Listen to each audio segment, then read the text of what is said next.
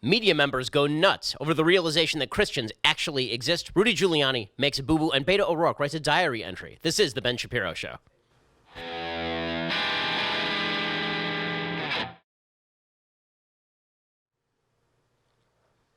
Alrighty, so we have a lot coming up for you on today's show. We are broadcasting live from 77 WABC in New York, which is really exciting because if you didn't know, our podcast is also a radio show, and then there are 2 additional live hours of the radio show later in the day. WABC is one of our flagship stations, so we're really excited to be here, and thanks so much to the folks at the station for allowing us to make it happen. I want to get to all the news of the day, and there is a lot of news. But first, let me remind you that you're going to die. I know, it's really uplifting. I know it's really exciting. But the fact is that you're going to plot, and because you're going to plot, this is why you should be a responsible adult and buy yourself some life insurance. The best way for you to buy life insurance is to go to Policy Genius. Policy Genius has created a website that makes it easy for you to compare quotes, get advice, get covered without extra fees or commissioned sales agents. Policy Genius is indeed the easiest way because you can just compare quotes from top insurers. It's competitive. You find the coverage you need at a price you can afford. From there, you can apply online, and the advisors at Policy Genius will handle all the red tape for you. They'll even negotiate your rate with the insurance company, all part of that best price guarantee. And Policy Genius doesn't just make life insurance easy.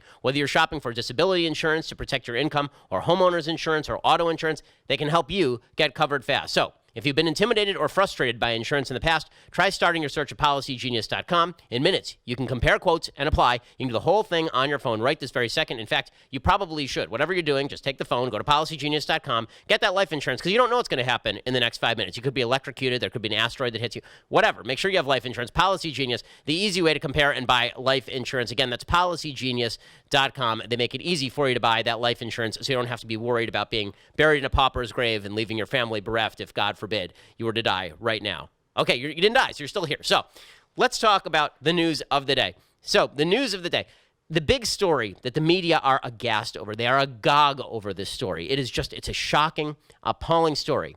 There are these things, these crazy people. They're called Christians, and they exist en masse in the United States. There are many of them, as it turns out, many, many Christians all across the United States. They're really weird, these Christians. They go to things called churches, which is like a big building. It has a cross on top. You may have driven past it. You may have seen it once in a while. And at these churches, they go into the church, and then they open a book.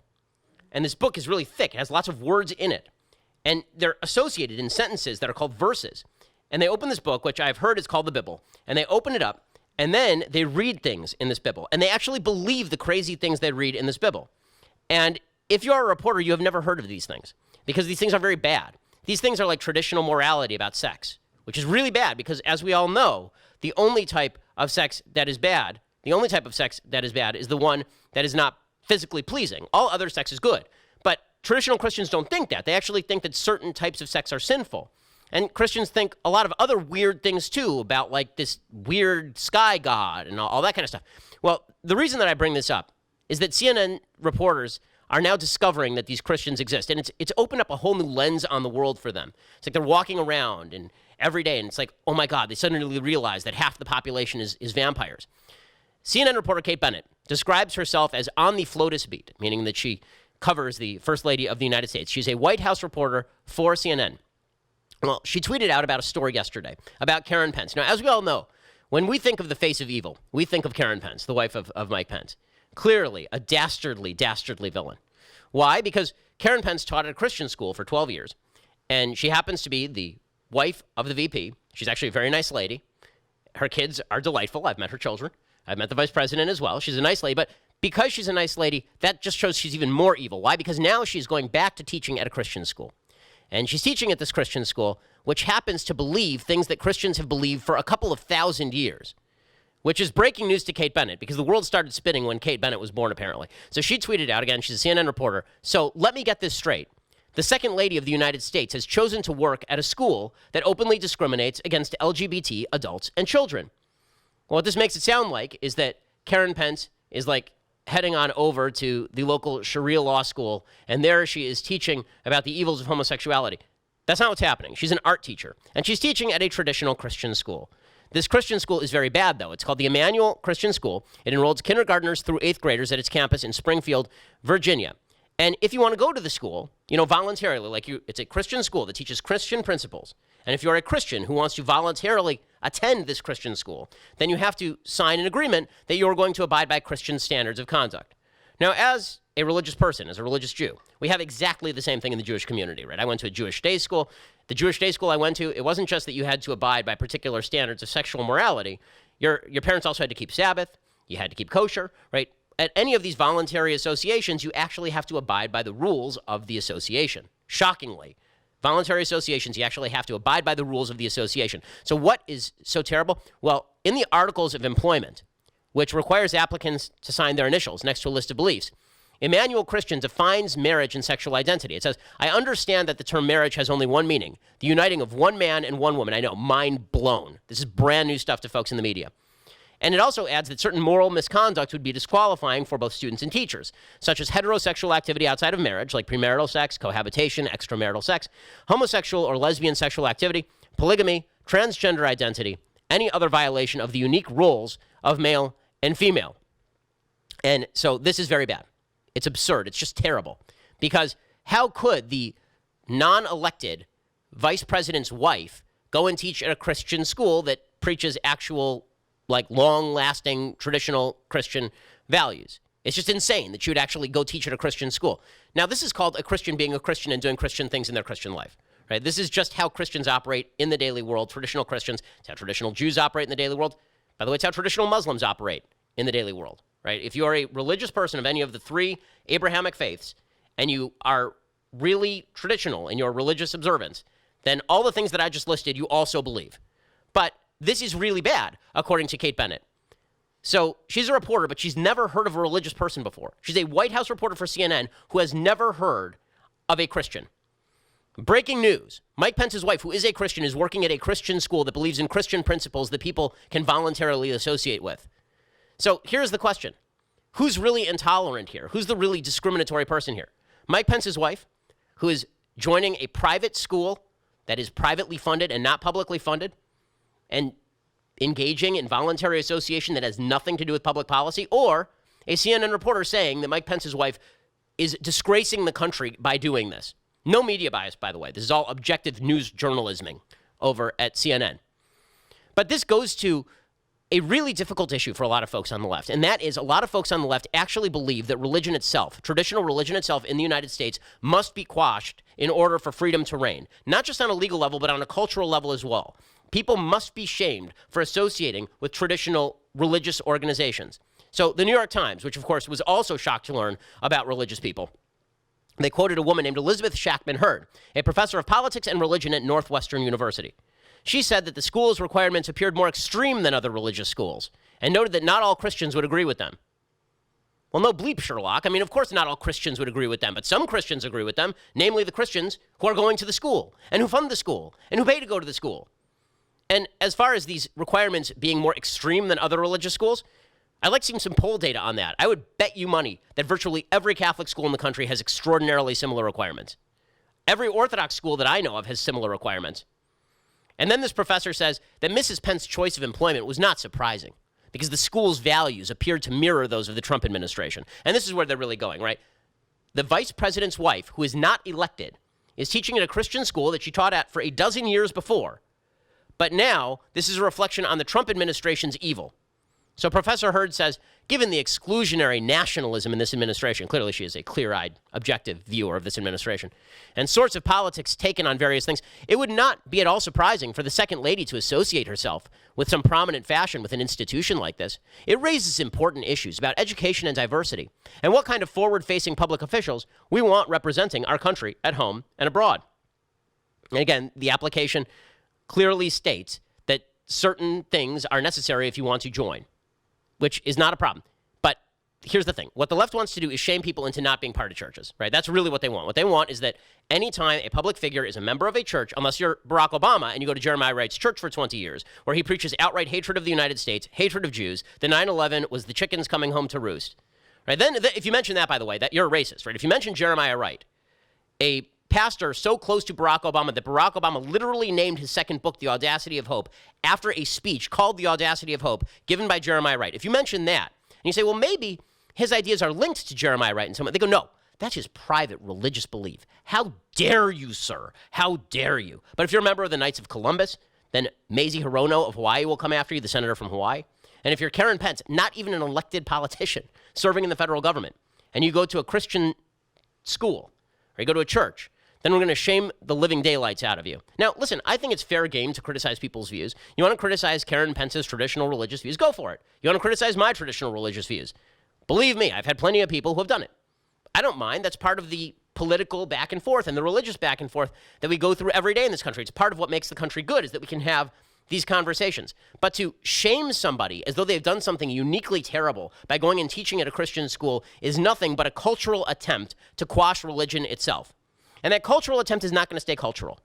Right? It begins with, it is culturally bad. It is just wrong on every level for Karen Pence to associate with a church like this. Now, what was funny is that Bennett, this reporter from CNN, then tweeted back at me, and she said, well, listen, I'm really not all that upset about religious freedom. She says, I have absolutely nothing against religious people or our freedom to practice faith. First of all, both of those statements are lies. Obviously, she doesn't like religious people, because if a religious person believes something she doesn't like what they're doing. And she says she has nothing against freedom to practice faith. She literally said that she found it appalling that somebody was practicing their religious faith, because that's exactly what she's talking about. But then she continues, but I do feel when one is a representative of the country, okay, quick correction, Karen Pence is not a representative of the country. She is not an elected official. I know we play this stupid game where we assume that the spouses of elected officials are now elected officials. I know we've been doing this since Hillary Clinton, where we pretend, oh, well, when you elect Bill, you get Hillary too. And you know what happened when Bill kept saying that? Hillary's approval rating dropped to 30% for First Lady. Michelle Obama was really unpopular until she realized, wait a second, I'm not an elected official. Maybe I should stop acting like an elected official.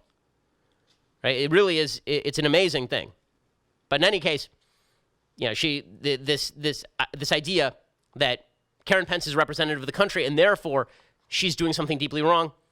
Again, great reporting there from CNN. Okay, in just a second, I want to talk a little bit about how this is not going to stay a cultural issue. This is going to turn into a legal issue quite quickly. First, we need to talk about your underwear. I know, hell of a transition. Tommy John has the most comfortable underwear for everyone on the planet. You can count on their products to be snug and neat to stay in one place. Their underwear sports a no wedgie guarantee, comfortable stay-put waistbands, and a range of fabrics that are luxuriously soft, designed to move with you, not against you. That means there's no bunching and no riding up, which would certainly help the reporters over at CNN. Plus, Tommy John has a life-changing women's line and luxurious hibernation-approved loungewear for men and women. They're so confident in their underwear that if you don't love your first pair, you can get a full refund with their best pair you'll ever wear or its free guarantee. So, what have you got to lose? Before you spend another dime on multi-pack underwear, remember, there's a better way to stay comfortable. Tommy John, no adjustment needed. Go check them out right now at TommyJohn.com/Ben for 20% off your first order. That's TommyJohn.com/Ben for 20% off. Again, TommyJohn.com. I'm wearing their underwear right now. I can speak to the comfort of these things. It's really fantastic. Go check them out right now. They have a lot of great products, and you get a special discount when you go to TommyJohn.com/Ben. You get 20% off. Again, TommyJohn.com/Ben. Go check them out, TommyJohn.com. Okay, so what exactly is this cultural rage going to turn into? It's going to turn into a legal attempt to quash religion. That is where this is going. And it's already happening in New York State. Now, the way that folks on the left like to portray their attempted crackdowns on religion is as non-discrimination law. They have all these non-discrimination laws they've been passing across the country. And what these non-discrimination laws say is that you're not allowed to discriminate based on, for example, sexual orientation. Now, listen, I'm not a believer that you should discriminate on the basis of sexual orientation when you're running a business. Right? We have gay people who work at Daily Wire. I'm sure there are gay people who work at WABC. Like, we don't care. Like, nobody cares. But in my synagogue, it's a different story. If the idea is that my synagogue has to hire people who are homosexual, or that my synagogue has to perform same-sex marriages, or that it's going to lose its nonprofit status or its tax-exempt status, then you have the state impinging on religious freedom. And that is where all of this is going to go. It's going to start with the schools, because the case is going to be made, and it already is being made in the state of California, the idiotic state from which I hail. It's already being made there that if you teach your children traditional morality, you're damaging your children. You're doing something deeply wrong by teaching your children traditional morality. In fact, there's a guy named Angelo Carusone who's the head of Media Matters for America, most famous for leading boycotts nonsensically against various hosts. He was very angry at Karen Pence, and then he suggested that Karen Pence and Christian parents are basically indoctrinating their kids into bigotry. This is the case that's going to be made by a lot of folks on the left, that if you bring up your kid in traditional religious fashion, then what you're actually doing is damaging your own child. Now, He also was very angry that we at Daily Wire had covered the story where a 10-year-old boy was being dressed in drag and then taking photographs next to naked drag queens. He said we shouldn't have covered that. That was really impinging on the rights of the parent. So to get this straight, in his view, dangerous is pointing out that it's bad for parents to dress their 10-year-old boys in drag and let them take pictures next to naked men. But what is really, really dangerous is that if you have your kid go to a Bible class, that's really, really scary stuff. And so how is this all going to become enshrined in law? Well, the first step is going to be something like what New York State passed this week. So New York State Senate passed this week a law banning gay conversion therapy on minors. This is the way they pitch it. So they pitch the good parts of the law, but they don't pitch the entire law. So the good parts of the law is when they say that they ban gay conversion therapy, this is basically a discredited, evidence-free version of you're going to turn a homosexual person straight or something by talking to them. Okay, there's not a lot of evidence that any of that works. With that said, in a free country, if I decide that I want to take my 13-year-old boy to see a therapist and the therapist wants to talk about the kid's sexual orientation and whether the kid might be confused about sexual orientation, I don't see why that should be illegal. I think that that's a vast overstep just from a libertarian perspective, not even from a traditionalist perspective. Okay, but let's say that you think that that should be illegal. That's not all the law does. Okay, the state legally declared that being lesbian, gay, bisexual, or transgender is not a disease, disorder, illness, deficiency, or shortcoming. I'm not sure how you can by law declare that being transgender is not a disorder. It is literally called gender identity disorder. I don't know how you can do that. But it goes even further than that. It bans people. We talked about this yesterday on the radio show. It bans people who are therapists from discussing gender dysphoria with people in any honest way. So if you have a 10-year-old kid who comes in and says, I know I'm a biological boy, but I'm actually a girl on the inside, and you as a therapist say, well, let's think this one through. You could be guilty of violating the law in New York State. Okay, this same agenda is going to be pressed down on these various schools. So take this law and see how it applies to Emmanuel Christian School, the school where Karen Pence is teaching. The law prevents you from discrimination on the basis of sexual orientation. It also prevents you from suggesting in any way that a biological male is a biological male and a biological female is a biological female, because transgenderism is just the natural state of the world. Okay, the way this is going to be used is, number one, they will remove the tax-exempt status for all religious organizations across the country. That is the way the left is moving. And they will use as their sort of test case the Bob Jones University case from 1981. So there's a very famous Supreme Court case, Bob Jones University, in which the IRS decided that they were going to remove the tax-exempt status for Bob Jones University. Bob Jones University had a very stupid policy that banned interracial dating. And the IRS said, that's really bad. We're going to end their tax-exempt status. Now, it may be really bad, and maybe you need Congress to rewrite the statutes, but the IRS didn't have the statutory authority to just say that things that are bad no longer get tax-exempt status. But the Supreme Court ruled that because Bob Jones was discriminatory, therefore the tax-exempt status could be removed. Once these non-discrimination bills are passed in states across the country, the next move will be to go to all these religious institutions and say to them that you must accept same-sex marriages being performed from your pulpit. You must accept gay, lesbian, bisexual, transgender teachers at your religious school. And if you don't, then you will lose not only your nonprofit status, but your accreditation. And once you lose your nonprofit status and your accreditation, your case fulfilled moving. And it is open discrimination. And to pretend that it is not is foolish. The people who are cramming down their values at this point are not religious theocrats. Religious theocrats are not cramming down their values. Mike Pence is not attempting to make homosexual activity illegal. I can't name a Republican across the country who is. None of them are. Republicans across the country are not trying to imprison people who are transgender. No one is doing this. The people who are trying to impinge on the rights and freedoms of others are the people in the secular left world who have decided that religion itself is discriminatory and infringes freedom. This has always been, by the way that religious minorities are persecuted. The way that religious minorities are persecuted in countries across the world is that they run up against the prevailing social order, and that social order is allowed to step on the minorities that are infringing what the social order is attempting to do. And it's widespread, whether that discrimination is coming from Islamic tyrannies in the Middle East, or whether that discrimination is coming from European states that are attempting to crush Christianity. It does not matter. If you are attempting to crush private religious practice that has no impact on public policy because you don't like that religious practice, you are a bigot and you're a tyrant. And that is the direction that the modern American left is moving. It's astonishing. It's astonishing. There's a reason, by the way, that Christianity around the world is suffering a huge increase in persecution.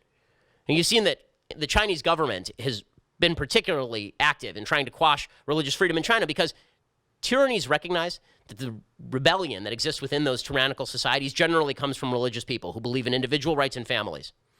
And thus, you have to have China cracking down. What's been amazing is to watch Western secular companies basically be okay with that, right? Doing the work of China. You got Google that's actually tailoring its apps for Chinese use without reference to the human rights violations that are taking place in China. It's pretty amazing and pretty frightening. And again, we should take it seriously when the left says that they don't like religion, because they mean it. They mean it. By the way, they don't like Western civilization either. The term Western civilization. There's an actual op-ed in the Washington Post today by David Perry and Matthew Gabriel suggesting that the term Western civilization is itself racist. So they say that because Steve King once used the term Western civilization, like the term, is racist, which means that we have to ban the term Western civilization, or at least pretend that Western civilization no longer holds. The truth is that a lot of the objections to Christianity and Judeo-Christian values and Western civilization are built on a Marxist premise that America and Western civilized countries are inherently racist, sexist, bigoted, homophobic, and must be torn out by the roots. So Christianity has to go because it's bigoted. Even though Christianity, by the way, the Christian world is the basis for all the rights and freedoms that you enjoy today. I don't care whether you are secular. I don't care whether you're religious. We live in a world defined by the Judeo-Christian ethic. That's what made the West different from every other place on planet Earth. And to pretend that that ethic was completely thrown out with the Enlightenment, that what the Enlightenment was about was saying, churches are wrong, we're just not going to do church anymore, that is to ignore the fact that virtually every value that we hold dear is rooted in a Judeo-Christian tradition.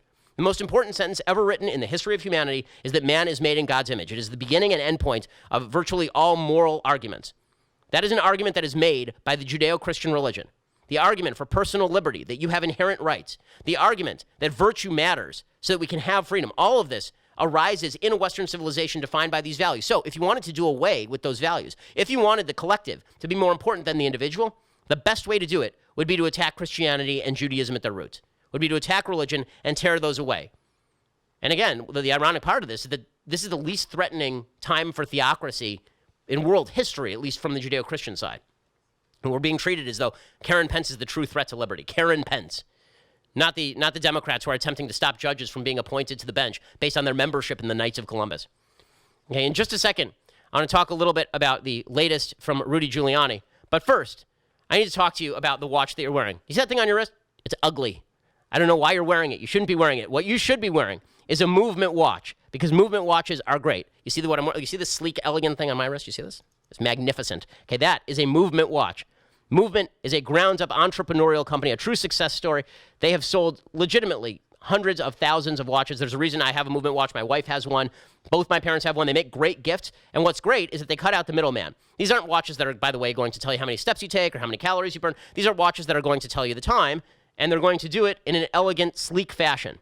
These watches start at like $95. You're looking at $400 for the same quality from a traditional brand. Because they cut out the middleman, they were able to sell it cheaper online. Movement has sold almost 2 million watches in over 160 countries. And right now, you get 15% off today with free shipping and free returns just by going to mvmt.com/Shapiro. Again, that is mvmt.com/Shapiro. Get 15% off today. They have all sorts of other great products. They have like sunglasses and they have bracelets, all sorts of good stuff. Go check them out. mvmt.com/Shapiro. Once again, mvmt.com/Shapiro. Okay, so meanwhile, in more political news, Rudy Giuliani made a bit of a boo-boo today. So the president's lawyer, Rudy Giuliani, has the hardest job in America. The two hardest jobs in America are being the person who cleans up after pop stars at hotels and being Donald Trump's lawyer. That is a rough job. As a lawyer, there are certain clients that you just dread, and Donald Trump is that client.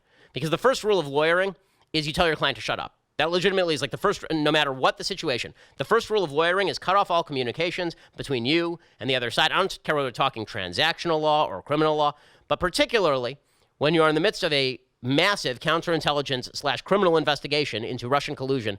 First rule, tell your client to shut up. Second rule, your client actually has to tell you the truth so that you can form a legal strategy around it. Third rule is don't say stupid stuff on TV. All three of these rules are routinely violated by President Trump's legal team. So Rudy Giuliani was on CNN yesterday with Chris Cuomo, a physical block of wood, and he was explaining to Chris Cuomo that President Trump personally did not collude with Russia, but maybe somebody did, which is like, dude, like, what now? Like, there are those of us who've been saying no evidence of collusion for a long time. You're kind of switching the story on us a little bit. Here's what Rudy Giuliani had to say. Oh, okay. In any case, sorry. So what Rudy Giuliani actually said was he suggested that let me try and find the direct quote from Giuliani because I don't want to screw it up. In any case, what Rudy Giuliani said was that there might have been basically a little light treason. He said, "I never said there was no collusion between the parties." He said, I never said there was no collusion between people in the campaign and Russians." And then he talked about Trump. He said he, meaning Trump, didn't collude with Russians. He didn't say nobody. It's like, oh, okay. Well, that's not good. He said this when he was specifically answering a question about Paul Manafort, his former campaign manager, sharing polling data with Konstantin Kalimnik, who is a kind of Russian cutout. Now, there's part of what Rudy's saying that's probably true, and part of what he's saying that is certainly false. The part that he's saying that's certainly false is when he says that Trump didn't say that nobody colluded with the Russians. No, Trump actually has said that. Like, Trump actually has said, my campaign did not collude with the Russians. Nobody colluded with it. Like, collusion wasn't a thing. So but at this point, are we, like, surprised that Trump didn't tell the truth about that kind of thing, that he overstated his case? This is a guy who said he didn't sleep with Stormy Daniels. I'm sorry, the President of the United States does not make good legal defenses of himself because he just says whatever comes into his head at any given moment. But the part where Rudy has a defensible truth, it's ugly, but it's defensible, is I think the case he's going to make, and this sort of looks forward to the Mueller report, the case that he's probably going to make is that the President of the United States didn't personally know about anything. The people in his campaign who were doing bad stuff were acting outside the scope of agency. In other words, they were just kind of acting out on their own. So Manafort was freelancing when he was talking with the Russians. Maybe that's a case, but dude, don't spill that on national TV. Not the way to do it. So even as Rudy Giuliani stumbles out the gate when talking about the Mueller investigation, the good news is for the Republicans that the Democrats are not doing themselves any favor. Beto O'Rourke today, I will say the Democrats have been totally taken over by the social media wing of their party. Now, as a big user of social media, I'm fond of social media, but social media isn't necessarily the best way to weed out deep thinkers. There's a reason that Alexandria Ocasio-Cortez is about to teach, I kid you not, a session to older lawmakers on how to tweet. This is according to USA Today. The House Democratic Policy and Communications Committee is hosting a session Thursday morning with Ocasio-Cortez on the most effective ways to engage constituents on Twitter and the importance of digital storytelling. Rule number 1, be a pretty young woman.